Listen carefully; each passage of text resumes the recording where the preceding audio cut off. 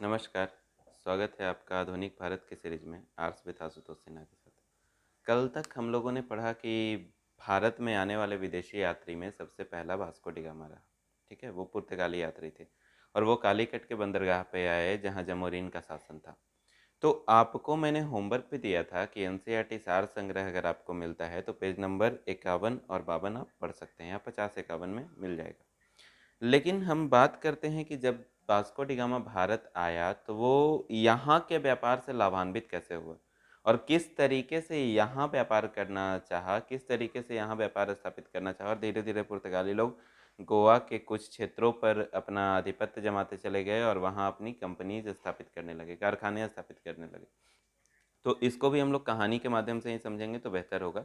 Vasco D gamma जब भारत के लिए निकला था तो उसके पास 14 जहाज़ थे और 14 जहाज़ लेकर के वो आ रहा था, लेकिन 13 जहाज़ पानी में डूब गया, एक ही जहाज़ के साथ वो भारत आया और उसमें जितना मसाला वो यहाँ से ले जा सका उसका लॉस का 14-15 गुना ज़्यादा मुनाफा उसको हो गया।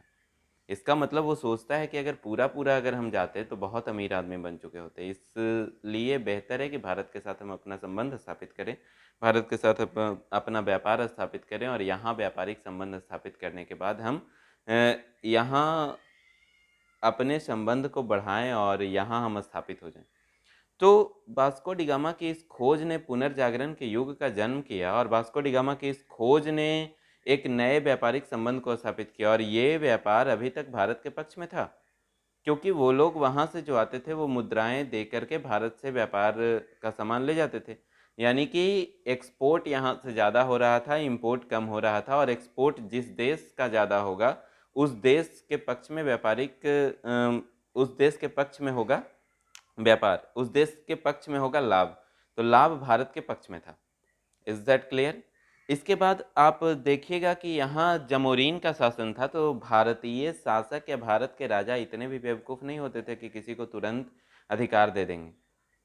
इसको भी आप एक कहानी के माध्यम से समझिएगा कि यहाँ जब तक घर का भेदी लंका ढाई ना मिले तब तक कोई भी राजा ऐसा नहीं था जो अचानक से किसी अजनबी पे भरोसा कर ले।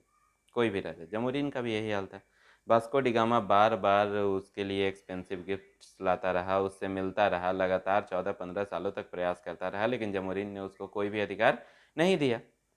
लेकिन घर का भेदी लंका ढाई मिलेगा। जमोरीन का ही कोई मंत्री था, वो बोला कि बार बार तुम प्रयत्न कर रहे हो, तुमसे नहीं होगा, रुको मैं करता हूँ।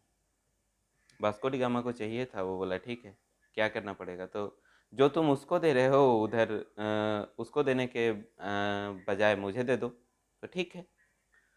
वास्को डी गामा मान गया तो मंत्री है और वो राजा का करीबी है, वो राजा को समझा देगा, राजा को पढ़ा देगा कि देखिए अगर आप इसके साथ व्यापार करते हैं, अगर इसको अधिकार देते हैं तो मुनाफा और ज़्यादा होगा, आपके खजाने में और ज़्यादा धन आएगा। कुछ भी समझा करके उसके दिमाग को घुमा देने का काम कर सकता है। माइंड वॉश करना बहुत आसानी से आता है भारतीय लोगों को, किसी का भी माइंड वॉश कर सकते हैं और माइंड वॉश करके अपना काम निकलवा सकते हैं, झूठ भी बोल के अपना काम निकलवा सकते हैं, यहाँ तक कि किसी को अगर कुछ छिपाना भी है तो लोगों का माइंड वॉश वो आसानी से कर सकते हैं। सेम यही घटना हो रही थी। वास्को डी गामा को व्यापारिक अधिकार मिल गया और वो पुर्तगीज कंपनी की स्थापना यहाँ करने में सफल रहे। इसके बाद हम लोग आते हैं, डच कंपनी जाती है, फ्रेंच कंपनी जाती है, अंग्रेजी कंपनी जाती है। तो इन कंपनीज के बारे में थोड़ा थोड़ा ब्रीफ लेने के बाद हम लोग अंग्रेज के साथ बढ़ेंगे, क्योंकि अंग्रेजों ने लंबे समय तक शासन को स्थापित किया। अंग्रेजों ने लंबे समय तक व्यापारिक संबंध को भी कायम रखा और अपने शासन को भी कायम रखा, और उस शासन को स्थापित करने के बाद अंग्रेज बहुत लंबे समय तक टिके रहे, और उसके लिए आपको यानी कि भारतीयों को एक संघर्ष करना पड़ा, संग्राम करना पड़ा, स्वतंत्रता संग्राम चलाया गया, तब जा कर के आज़ादी मिली है हम।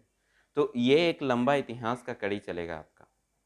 अभी जितना भी टॉपिक्स आया वो शॉर्ट शॉर्ट में आया और ब्रीफ मिला वो छोटे छोटे टॉपिक्स का, लेकिन अब एक लंबा इतिहास का कड़ी चलेगा, और ये सीरीज के साथ अगर आप बने रहेंगे तो आधुनिक भारत आपका डेफिनेटली क्लियर होगा। अगर कहीं पे कोई डाउट हो, किसी तरीके का कोई प्रॉब्लम हो, तो आप में से कोई भी कमेंट बॉक्स में आसानी से लिख सकते हैं, उस पर ध्यान देने का प्रयत्न किया जाएगा। किसी ने लिखा भी है कि सेकंड बुक पढ़ा दीजिए, तो हाँ सेकंड बुक का भी थोड़ा कोशिश करेंगे टाइम निकालने का। बने रहें हमारे साथ। बहुत बहुत धन्यवाद।